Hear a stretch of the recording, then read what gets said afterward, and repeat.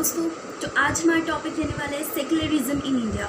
Discuss करने से पहले दोस्तों मैं कुछ आपसे बोलना चाहूँगी। जैसा आप यहाँ देख रहे हैं पॉलिटी, आईआर और डिफरेंट जो एस्पेक्ट यहाँ पे हम कवर कर रहे हैं वो ना सिर्फ चीज़ों की बेटर अंडरस्टैंडिंग के लिए, बल्कि अगर क्लास 11-12 के भी ह्यूमैनिटीज़ बैकग्राउंड के बच्चे अगर इसे वॉच करते हैं तो उन्हें कॉन्सेप्ट की बेटर अंडरस्टैंडिंग में, कॉन्सेप्ट क्लैरिटी में मदद मिलेगी।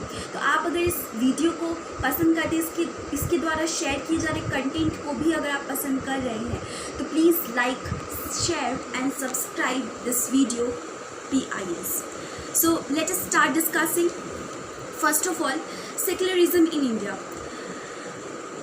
सेक्युलरिज्म इन इंडिया के बारे में सबसे पहले मैं एक बुक का नाम लेना चाहूँगी, India as a secular state, जो बुक डोनाल्ड यूजिन स्मिथ ने लिखी थी। इस बुक में उन्होंने 3 कैरेक्टरिस्टिक्स बताई हैं एक सेक्युलर स्टेट की। ये जो 3 कैरेक्टरिस्टिक्स बताई गई हैं सेक्युलर स्टेट की, उनमें से पहला ये बोला गया है कि जहाँ पे हर एक इंडिविजुअल सिटीज़न को फ्रीडम ऑफ रिलीजन प्रोवाइड किया जाए। दूसरा फीचर ये कहा जाता है एक सेक्युलर स्टेट के बारे में कि जहाँ पे इंडिविजुअल को एक सिटीज़न के रूप में ट्रीटमेंट किया जाता है स्टेट के द्वारा, ना कि एक रिलीजन के आधार पर। यानी कि रिलीजन के रिगार्डलेस में उस सिटीज़न के आधार पर, उसकी सिटीज़नशिप के आधार पर उससे ट्रीटमेंट करना, ये एक सेक्युलर स्टेट का फीचर है। और थर्ड फीचर, जहाँ पे कोई भी पर्टिकुलर रिलीजन से ना ही वो स्टेट जुड़ा हुआ हो और ना ही किसी पर्टिकुलर रिलीजन को वो प्रमोट या फिर इंटरफेयर करने की कोशिश करे। ये कैरेक्टरिस्टिक्स बताए गए हैं इस बुक में सेक्युलर स्टेट के बारे में। हमारा इंडिया सेक्युलर स्टेट है, ये पता हमें किन प्रोविजंस से चलता है। Secular features of our Indian constitution, preamble में 42nd कॉन्स्टिट्यूशनल अमेंडमेंट के थ्रू ये वर्ड सेक्युलर ऐड किया गया था, जो कि शो करता है कि इंडिया एक सेक्युलर कंट्री है।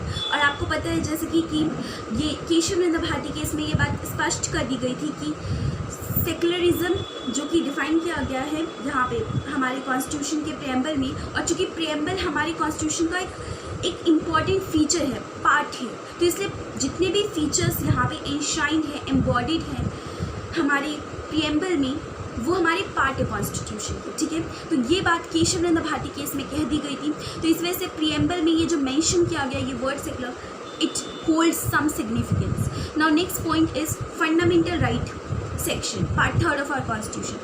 First of all, let us start with discussing with Article 14, 15, 16. Article 14, 15, 16 suggests that there will be no discrimination based on religion.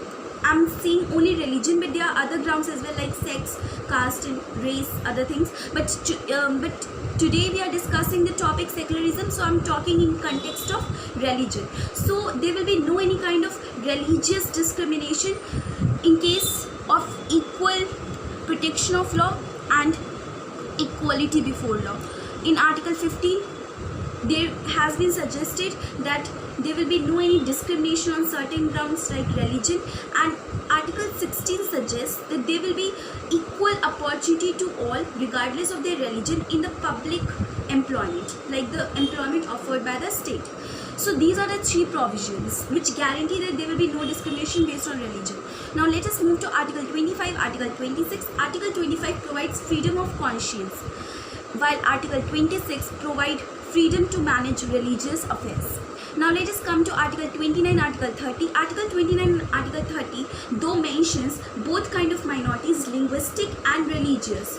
So here we are talking specifically about the religious minorities. You may question how, because here we are talking about secularism. और secularism की जब भी हम बात करें तो उसका मतलब क्या है कि किसी भी पर्टिकुलर रिलीजन को ज़्यादा प्राइमेसी ना दिया जाए। और इसी वजह से जितने भी प्रोविजन आर्टिकल 29, आर्टिकल 30 है उन्हें हम रिलीजियस माइनॉरिटीज़ के पॉइंट ऑफ व्यू से यहाँ पे एक्सप्लेन करेंगे। बढ़ते हैं आगे। नेक्स्ट स्लाइड में आप देख सकते हैं नेचर ऑफ इंडियन सेक्युलरिज्म। हमारी इंडिया में जो सेक्युलरिज्म का नेचर है वो USA और फ्रांस जैसे कंट्री से बहुत ही डिफरेंट है। कारण क्या है? उन कंट्रीज़ में, USA फ्रांस की कंट्री में एक म्यूचुअल एक्सक्लूजन है, सेग्रीगेशन है रिलीजन और स्टेट का, बल्कि इंडिया में रिलीजन और स्टेट म्यूचुअल एक्सक्लूडेड नहीं है, दोनों सेग्रीगेटेड नहीं है, बल्कि एक प्रिंसिपल डिस्टेंस है दोनों के बीच में। इसकी वजह से क्या होता है, प्रिंसिपल डिस्टेंस की वजह से ये होता है कि कोई भी प्रेफरेंशियल ट्रीटमेंट किसी भी एक रिलीजन को स्टेट नहीं देगा। दूसरा, इंडिया की गवर्नमेंट, इंडिया की स्टेट इंटरवीन कर सकती है उन प्रैक्टिसेस में जो कि किसी भी कास्ट, किसी भी सेक्ट के लिए डिस्क्रिमिनेटरी हैं, जैसे कि अनटचेबिलिटी, इन सबको वो रिमूव कर सकती है। थर्ड फीचर ये है कि हमारे इंडिया में एक तरह का आप देख सकते हैं कि रिप्रेजेंटेशन दिया जाता है माइनॉरिटीज़ को। आप पूछेंगे कैसे? हमारे इंडिया में SC ST को कॉन्स्टिट्यूएंसीज जो होती हैं, कुछ कॉन्स्टिट्यूएंसीज इन लोकसभा इलेक्शंस, वहाँ पे उन्हें रिजर्वेशन दिया जाता है। तो ये जो रिलीजियस ग्राउंड पे उन्हें यहाँ पे मिल रहा है वो इसलिए दिया जा रहा है ताकि उनका रिप्रेजेंटेशन कम ना रहे हमारे देश के पार्लियामेंट में, जहाँ पे लॉज इनैक्ट होता है पूरे देश के लिए। बट यहाँ आगे फोर्थ फीचर, हमारे इंडिया का फोर्थ फीचर ये है कि हमारे इंडिया में अफर्मेटिव एक्शन किया जाता है। It is also refer to as positive discrimination. You may find both these word in the books. So what does it mean? It means that state can take any action in order to address the historical injustices committed against a caste, committed against a group in the society. Now let us move to the next feature, and that is the challenges to the notion of secularism in India. Friends, first of all, religion versus politics. I would like to say the 2017 judgment. 2017 judgment में supreme court ने क्या कहा था?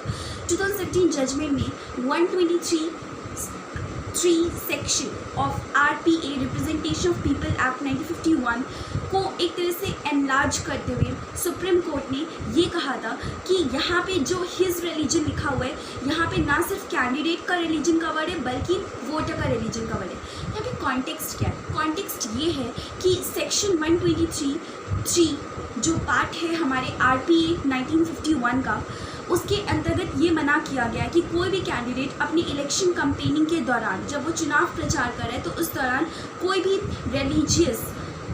Religious appeal नहीं कर सकता। तो यहाँ पे प्रश्न ये था जुडिशरी के सामने 2017 की सिचुएशन में कि क्या कंसर्न्ड वोटर्स का रिलीजन भी यहाँ पे कवर है इस आर्टिकल में, इस प्रोविजन में। तो यहाँ पे देखिए इस जजमेंट में ये कहा गया कि हाँ, यहाँ पे वोटर या फिर कैंडिडेट दोनों का रिलीजन कवर है। यानी कि सपोज कीजिए कोई कैंडिडेट है, इलेक्शन के लिए कैंडिडेट है, अगर वो वोटर के रिलीजन को आधार बनाकर अपने लिए वोट मांगता है, वो भी एक करप्ट प्रैक्टिस है। या फिर अगर कोई कैंडिडेट अपने रिलीजन को टारगेट करके अगर अपील कर रहा है वोट के लिए, सीख कर रहा है वोट, तो वो भी एक करप्ट प्रैक्टिस है। ये जुडिशरी ने कह दिया था, सुप्रीम कोर्ट ने इस केस में कह दिया था 2017 के इस वर्डिक्ट में, और ये बोला गया कि ये डिस्क्वालिफिकेशन का भी एक ग्राउंड हो सकता है। तो बढ़ते हैं आगे। इसके अलावा मैं पॉइंट आउट करना चाहूँगी कि देखिए कई बार टाइम इन अगेन माइनॉरिटीज़ ये क्लेम करते हैं कि हमने 1996 में एक जजमेंट देखा था। 1996 के एक जजमेंट में कहा गया था कि हिंदुत्व या फिर हिंदुइज़्म को नैरो वॉल्स में हमें नहीं देखना चाहिए, मतलब कि उसे हमें